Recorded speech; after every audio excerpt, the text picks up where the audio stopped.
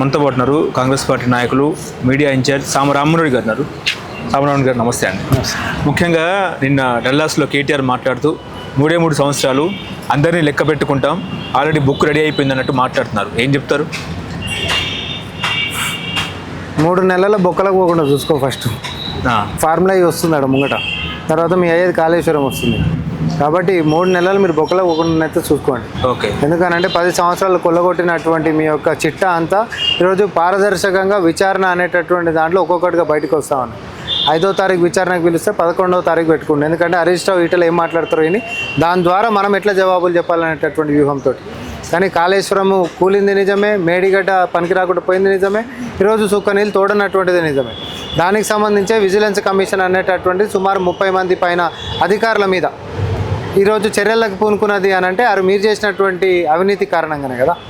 నేను రాష్ట్రావతరణ వేడుకల్లో కనీసం బతుకమ్మ లేదు, బోనాలు లేవు, ఏం లేవు అన్నట్టు కూడా మాట్లాడుతారు. ఏం చెప్తారు?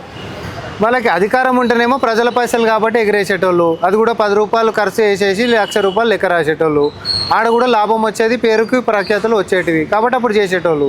ఇప్పుడు అధికారం పోయింది కాబట్టి జోబులకించి రూపాయి ఖర్చు చేసుకోవాలి కాబట్టి కవిత మా పని చేయదు. ఎందుకంటే వ్యాపారం ఇక్కడ బాగాలేదు, అది సరిపోతలేదు అని చెప్పి ఇతర రాష్ట్రాలకు వెళ్ళి లిక్కర్ దందాలు చేసినటువంటి సోదరిమణి ఇక ఆమె సొంత ఖర్చుతోటి ఇక్కడికి వచ్చి బతుకమ్మలు చేసేటటువంటిది కాదు. ఇంకో లిక్కర్కి సంబంధించినటువంటి ఏదైనా పాలసీ చెప్పురి, దాంట్లో అయితే వస్తుంది. రేపు కవిత ధర్నా చేస్తుంది ఇంద్రపార్క్లో. మా అయ్యకి ఎట్లా మీరు నోటీసులు ఇస్తారని చెప్పేసి కాళేశ్వరం నోటీస్. మీ అయ్యేమన్నా రాజా లేకపోతే మీ రాజ్యాంగమా? మీరు రాజ్యమా? అవన్నీ నడవు కాబట్టి మిమ్మల్ని ఇంట్లో కూర్చోబెట్టారు, అది తెలుసుకోండి. ఇంకా అట్లా మాట్లాడితే భారత జాగృతిని తెలంగాణ జాగృతి చేస్తాం అనేటటువంటి ఆలోచన మీకు ఏదైతే ఉందో అది కూడా కాకుండా పోతుంది. ఇప్పుడు కనీసం ఆడబిడ్డ కదా అనేటటువంటిది ఒకసారి మీరు ఏదైనా మాట్లాడుతుంటే వింటారు, నెక్స్ట్ టైం మీ మీద టైం వేస్ట్ కూడా చేసుకోండి. ఓకే. నిజంగా గురుకులాల్లో పిల్లల చేత మరుగుదొడ్లు కడిగించారంటే ఏం చెప్తారు? తప్పది, అది తప్పు. కరికులంలో క్లెన్లీనెస్ అని ఉంటుంది. స్వచ్ఛ భారత్ అభియాన్ విన్నావు కదా, అది ఎవరిది? ప్రధానమంత్రి గారు పదే చెప్తురా. దేని గురించి చెప్తుండు? స్వచ్ఛతా హీ సేవ అని అంటుండా, క్యాప్షన్లు పెడుతుర్రా, పెద్ద క్యాంపెయిన్లు చేస్తుర్రా. ఈరోజు పిల్లలకి సామాజిక బాధ్యత నేర్పించాలని చెప్పి మహాత్మా గాంధీ దగ్గరికి మొదలు పెట్టుకుంటే ఈరోజు మోడీ గారి దాకా అదే చెప్తురా లేదా? సో చదువుకునేటటువంటి సబ్జెక్టులు ఎట్లుంటాయో ఆ సబ్జెక్ట్లో భాగంగా క్లెన్లీనెస్ అని అంటాము. దాన్ని ఏమన్నారు? సబ్జెక్ట్ పేరు ఏమని పెట్టారు? శ్రమదాన్ అని పెట్టారు. పిల్లల టైం టేబుల్లో శ్రమదాన్ అని చెప్పి పెట్టారు. శ్రమదాన్ అంటే ఏంటిది? సపోజ్ నీ డార్మెటరీ ఉందనుకో, పిల్లలు అందరు కలిసి కట్టుగా అలా డార్మెటరీ వాళ్ళు క్లీన్ చేసుకోవడం. ఎంత చదువులు చదువుకున్నా నీళ్ళు క్లీన్ పెట్టుకునేటటువంటి సామాజిక బాధ్యత లేదనుకో, నువ్వు ఎంత చదివి ఏం లాభం? అది కేవలము ఎస్సీ గురుకులాల్లో మాత్రమే కాదు, నవోదయ పాఠశాలలో లేవా? కేంద్ర విద్యాలయాలు లేవా? ఎన్సీసీలలో లేవా? అరే ఇంటర్నేషనల్ స్కూల్స్, శ్రీరామ్ స్కూల్ అటువంటి దాంట్లో కూడా సేమ్ ఉన్నాయి.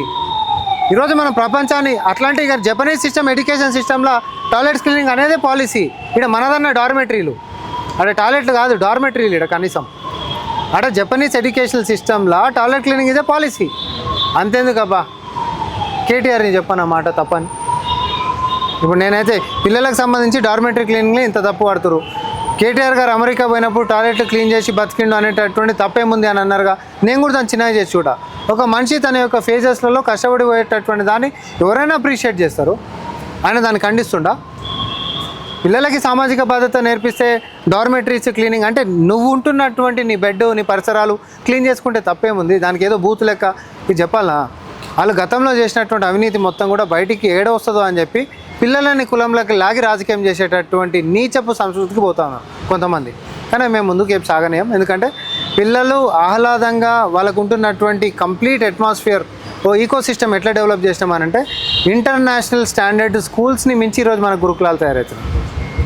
ఇంటర్నేషనల్ స్టాండర్డ్స్కి సంబంధించి ఈరోజు కోడింగ్కి సంబంధించినటువంటిది ఇంటర్నేషనల్ సంస్థలతోటి మనం ఎంఓయూలు, మెమరాండమ్ ఆఫ్ అండర్స్టాండింగ్స్ చేసుకొని ఈరోజు 1,52,000 మంది పిల్లలకి కోడింగ్ నేర్పిస్తున్నాం. అదెందుకు చెప్పారు? డార్మెటరీ క్లీన్ చేపిస్తారు అన్నాడు, సామాజిక బాధ్యత. కోడింగ్ ఎందుకు నేర్పిస్తున్నాం? మన పిల్లలందరూ కూడా అభ్యున్నతి చెందాలని. ఆర్ట్ ఎందుకు నేర్పిస్తాం? పెయింటింగ్, ఆర్ట్ అనేటటువంటి ఒకటి నీకు స్కిల్ ఉండాలని. క్రాఫ్ట్ ఎందుకు నేర్పిస్తాం? అది కూడా ఒక స్కిల్ ఉండాలని. కానీ క్రాఫ్ట్ క్లాస్కి పంపిస్తే నా పిల్లని కార్పెంటర్ చేస్తావని అంటారు ఎవడన్నా? అంటారా? లేకపోతే ఆర్ట్ క్లాస్కి పంపిస్తే నా పిల్లగాళ్ళని పెయింటర్లు చేద్దాం అనుకుంటున్నావు అని అంటారా? ఏ దాంట్లో చిన్న పెద్ద అనేటటువంటి స్థాయి కాదు. ఇక్కడ సమాజం మీద సామాజిక స్పృహని కల్పించడం అనేటటువంటి విద్యా వ్యవస్థలో అది ఒకటి అంశం ఉండాల్సిందే. సో కంప్లీట్ అట్మాస్ఫియర్ని పిల్లలకు అందించేటటువంటి దాంట్లో కరికులం మొదలైంది. సో దాన్ని అందరు స్వాగతించుకుంటా మేకలనే ఎన్రోల్మెంట్స్ మొత్తం నిండిపోయినాయి. ఆడ మీరు ఒకరు అడ్మిషన్ దొరుకుతుంది, నీకు పోయి పైరవి చెప్పి చూస్తాం. ఓకే, నిజంగా గురుకులలో ఆర్ఎస్ ప్రవీణ్ కుమార్ అవినీతికి పాల్పడ్డారా? కాగు అడిగినటువంటి ప్రశ్నల్లో కాగు కనిపెట్టినటువంటి అవకతవకలో చాలా స్పష్టంగా అవినీతి కనిపిస్తూ ఉంది. ఎందుకనంటే వాళ్ళు రేజ్ చేసినటువంటి అన్ని అంశాల్లో కూడా పిల్లల కోడింగ్ దగ్గర నుంచి, లేకపోతే పిల్లలకు సంబంధించినటువంటి యూజర్ ఐడీస్కి సంబంధించినటువంటి దాని దగ్గర నుంచి, పిల్లల యూనిఫామ్ దగ్గరకించి, పిల్లలు వాడేటటువంటి ఫ్యాన్లు ట్యూబ్లైట్ల కాడికించి, బెడ్షీట్ల దాకా, బ్లాంకెట్ల దాకా ఒక్కటి కూడా పొద్దున్న లేస్తే అంబేద్కర్ గారి పేరు చెప్పి ఆయన ఆశయంలో నడుస్తున్నానని చెప్తున్నటువంటి ఆర్ఎస్ ప్రవీణ్ గారు ఆయన స్ఫూర్తిని మాత్రం పాటించినట్టు లేదబ్బా. ఇక శంకరన్ గారి ఆత్మనైతే ఘోషిస్తుంది. ఎస్సీ గురుకులాలను పెట్టినటువంటి ఐఏఎస్ శంకరన్ గారు ఆయన స్ఫూర్తి పాప పెద్ద మనిషి కథ ఏంటంటే కళ్ళకి నీళ్ళు వస్తాయి. అసొంటి పెద్ద మనిషి ఆత్మనైతే ఘోషిస్తుంది ఈయన చేసినటువంటి పనులకి. ఓకే, ఏ పిల్లల సంక్షేమం కోసం వాళ్ళ నోటికాడు బుక్క తింటావు? ఎవరి సొమ్మని చెప్పి తింటావు? నీదా? కేవలం కులం సేమ్ అయినంత మాత్రాన వాళ్ళ నోటికాడు బుక్క తినే హక్కు నీకు ఓడిచ్చిండు? రాజ్యాంగం ఇచ్చిందా? అంబేద్కర్ గారు ఇచ్చిరా? కక్కాల్సిందే, కక్కుతావేమో భవిష్యత్తు.